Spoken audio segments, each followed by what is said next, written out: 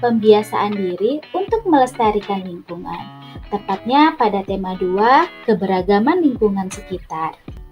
Pelestarian lingkungan adalah cara melindungi lingkungan dari kerusakan, atau dapat juga diartikan pelestarian lingkungan hidup merupakan upaya menjaga agar kondisi lingkungan hidup tetap terjaga.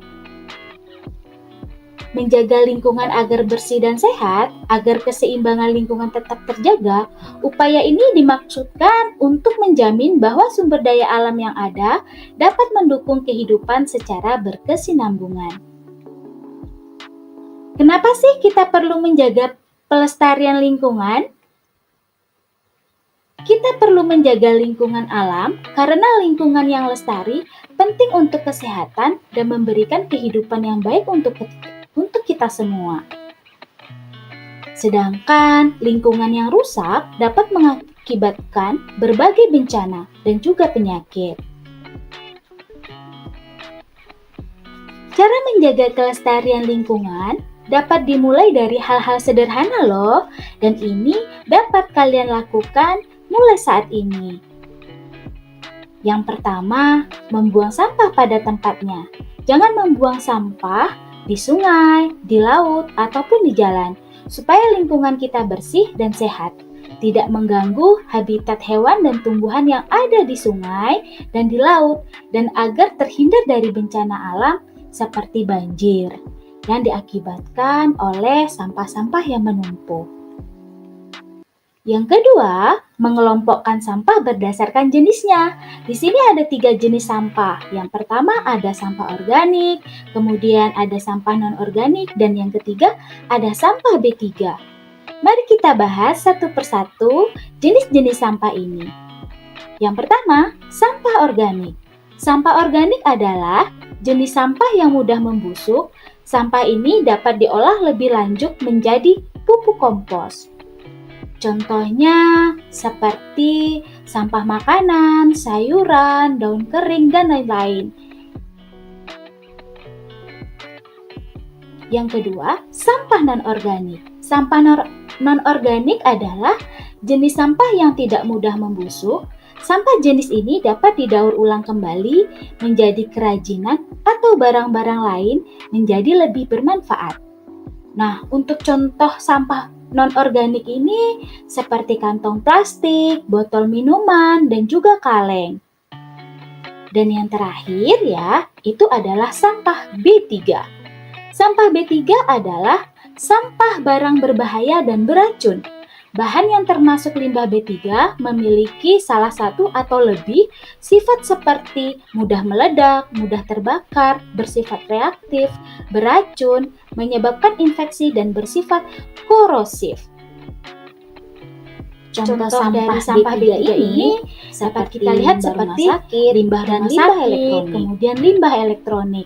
Contoh yang ketiga, membersihkan lingkungan setiap hari, serta merawat hewan dan tanaman yang ada di rumah. Tumbuhan yang ada di sekitar kita harus kita jaga kelestariannya. Dengan cara apa? Salah satunya dengan menyiram, memberikan pupuk, dan tidak merusak tanaman itu sendiri. Kemudian dengan hewan peliharaan. Nah, kita harus menjaga habitat hewan yang ada di sekitar kita. Nah, apalagi kita itu dilarang untuk melakukan pemburuan liar ya, karena itu dapat mengurangi jumlah populasi hewan itu sendiri nantinya. Dan yang keempat, penggunaan alat transportasi ramah lingkungan.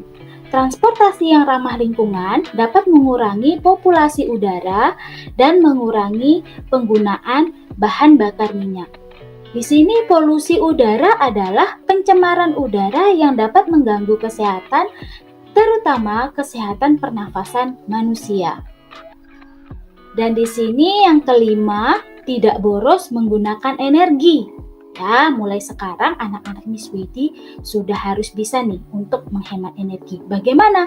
Penghematan penggunaan energi diantaranya mematikan lampu dan perangkat elektronik apabila tidak digunakan dan menggunakan air secukupnya. Itu merupakan salah satu contoh tindakan tidak boros dalam penggunaan energi.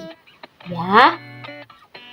Yang keenam, mengurangi penggunaan barang sekali pakai, dan ini sering kali kita lakukan ya. Salah satu sampah yang mengganggu lingkungan kita itu adalah sampah plastik. Hal ini dikarenakan sampah plastik membutuhkan waktu 500 hingga 1000 tahun untuk terurai. Selain itu, sampah plastik juga menyebabkan pencemaran tanah, air, bahkan juga udara.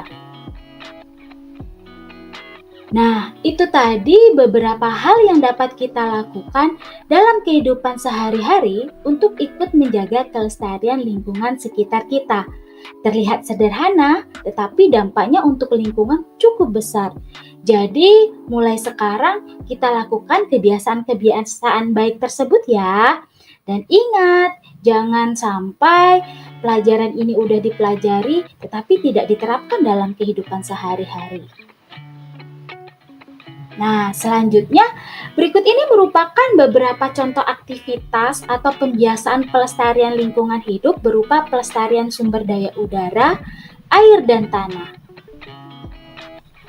Oke, yang pertama, pembiasaan melestarikan sumber daya udara. Ya, usaha pelestarian sumber daya udara akibat aktivitas pabrik dapat dilakukan dengan pemasangan alat penyaring udara. Sedangkan pelestarian sumber daya udara karena asap dari kendaraan bermotor dapat dilakukan dengan mengurangi penggunaan kendaraan bermotor itu sendiri. Salah satu contohnya apabila kita ingin pergi ke suatu tempat dengan jarak yang dekat, kita dapat menggunakan dengan sepeda. Ataupun kita dapat mengganti kendaraan bermotor kita itu dengan menggunakan kendaraan bermotor listrik.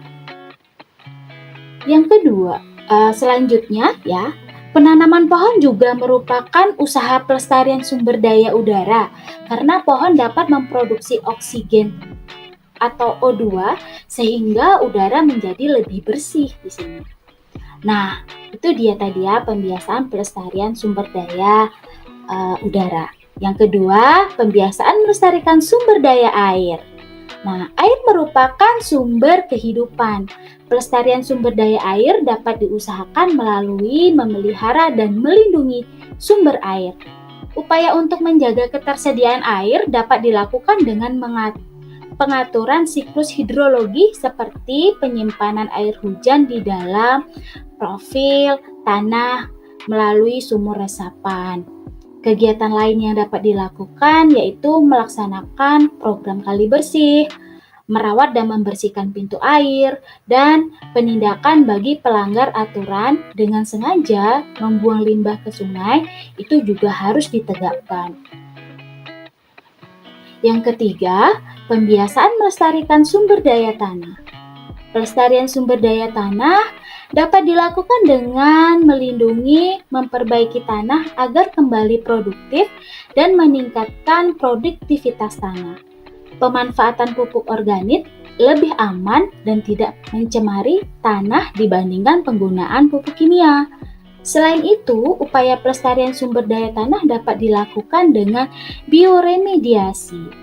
Bioremediasi di sini merupakan proses pembersihan pencemaran tanah dengan menggunakan mikroorganisme jamur, bakteri, di mana tujuan kegiatan ini yaitu dapat mencegah atau menurunkan tingkat zat-zat yang mencemari lingkungan sehingga menjadi bahan yang tidak beracun. Nah, itu tadi materi kita ya yang berhubungan dengan pelestarian lingkungan sekitar. Jadi materi kita hari ini cukup sekian ya. Tetap semangat dan tetap bahagia. Dan sampai jumpa di pertemuan kita berikutnya. See you, bye-bye.